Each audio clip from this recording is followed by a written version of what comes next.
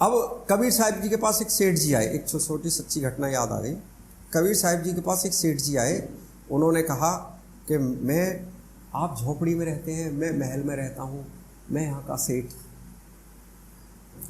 और आपके घर में कभी कलेश नहीं होता। मेरी जो है धर्मपत्नी मुझसे रोज़ झगड़ती हैं, रोज़ मुझे आदत लगानी पड़ती है।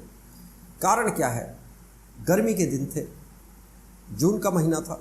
आए कबीर साहब ने कहा, गुरुजी मुझे कोई ऐसा मंत्र दो मेरे घर में भी ये शांति हो। बिठाया, आप बैठो।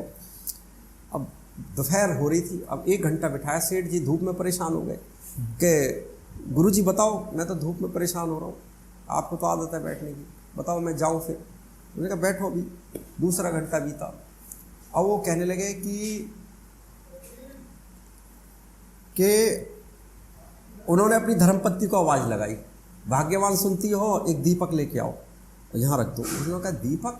रात होती तो मैं दीपक मान लेता, लेकिन दिन में दीपक की क्या जरूरत है? आप कौन सी मूर्खता कर रहे हैं गुरुजी? आप दिन में दीपक क्यों मंगा रहे हो? तो ये शब्द मेरी धर्मपत्नी भी कहती थी। मैंने कहा, उन्होंने सुना, उन्होंने तर्क वितर्क नहीं किया। तो जहाँ तर्क है वहाँ नरक है, जहाँ समर्पण है वहाँ स्वर्ग है। आपकी पत्नी अगर आपसे कुछ कहें तो आप जवाब मत दीजिए, आप चुप शांत होइए। ये सबसे बड़ा महामंत्र है। यदि आपको क्रोध आ रहा है और मैंने कहा आप बड़े मैं छोटा, तो ये क्रोध की यहीं से सीमा ही समाप्त हो जाती है। क्रोधम बुद्धि नास्ति, क्रोध बुद्धि का नाश करता है। अग्नि से भी तेज बताया गया क्रोध। तो क्रोध हम कर रहे हैं, क्रोध हम पे हावी हो रहा है, मोह हम पे, लालच हम पे हावी हो रहा है।